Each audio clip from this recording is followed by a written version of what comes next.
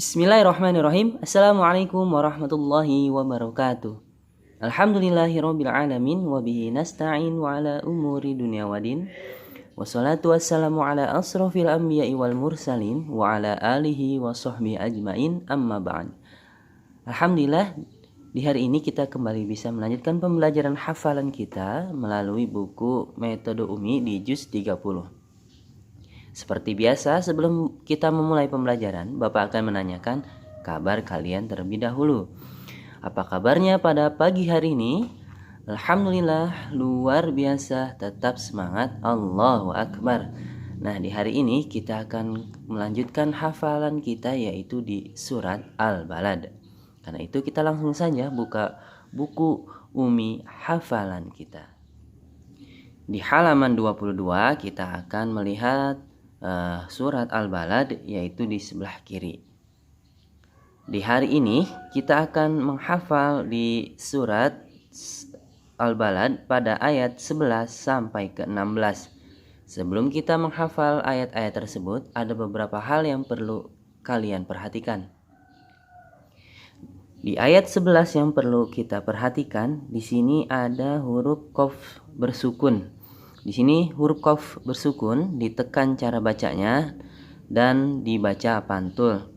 Lalu selanjutnya ada huruf lam yang bersukun di sini. Nah, huruf lam yang bersukun di sini harus ditekan cara bacanya, namun tidak boleh sampai terbaca pantul. Lalu selanjutnya ada huruf ta marbutah yang di akhir ayat 11. Di sini ketika kita mewakafkannya akan berubah bunyinya menjadi huruf ha.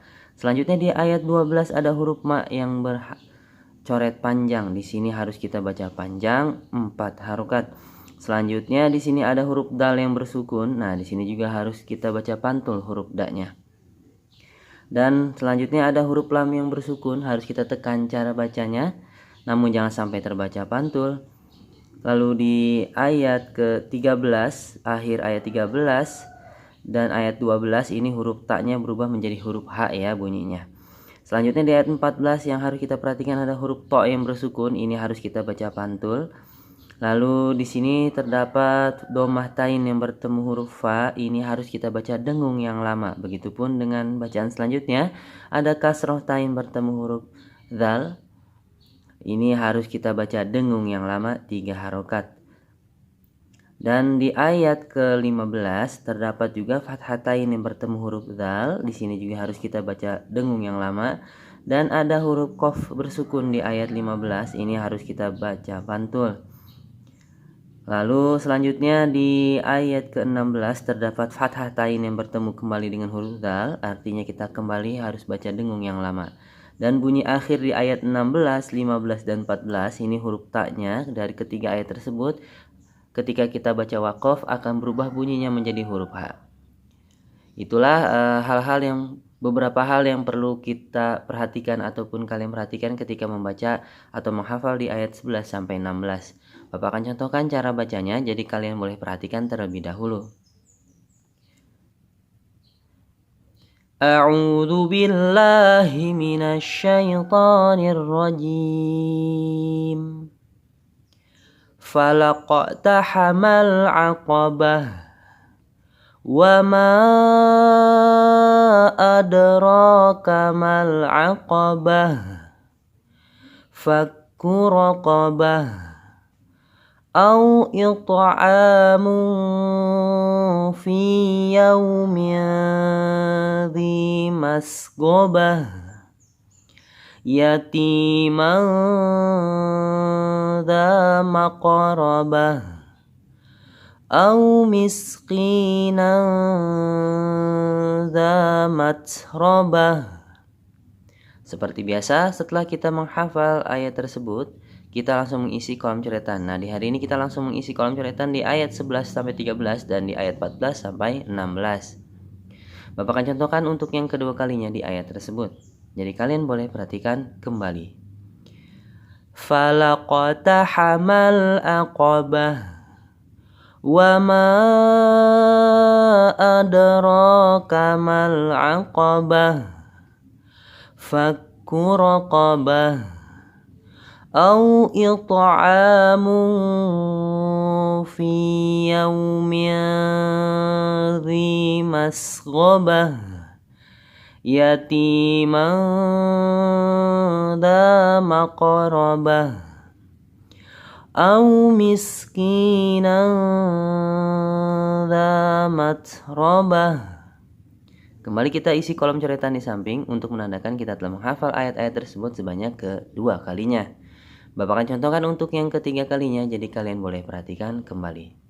Falaqtahamal aqabah wa ma adraka mal aqabah fakku raqabah أو إطعام في يوم ذي مسغبة يتيما ذا مقربة أو مسكينا ذا متربة. Kembali kita mengisi kolom coretan di samping untuk menandakan kita telah menghafal ayat tersebut sebanyak 3 kali. Silahkan kalian berlatih di rumah untuk menghafal ayat tersebut sebanyak 30 kali. Kenapa harus 30 kali? Insya Allah dengan kita menghafal ayat-ayat tersebut sebanyak 30 kali, kita akan menghasilkan hafalan yang kita miliki lebih kuat dibanding hanya menghafal ayat tersebut beberapa kali saja. Dan hasil hafalan kalian di ayat 11-16 kalian kirimkan dalam bentuk video rekaman, dan ini adalah termasuk dalam tugas hafalan wajib. Dan tugas selanjutnya adalah silakan bagi kalian yang telah memiliki hafalan yang melebihi dari surat Al-Balad, misalkan surat Al-Fajr, Abasa dan lain sebagainya yang lebih dari surat Al-Balad, silakan kalian kirimkan ke kontak WA pribadi Bapak dalam bentuk video rekaman. Dan hafalan pribadi ini silakan kalian lanjutkan dari ayat atau surat yang telah kalian kirimkan di pekan yang lalu. Itu saja mungkin video singkat Bapak di hari ini.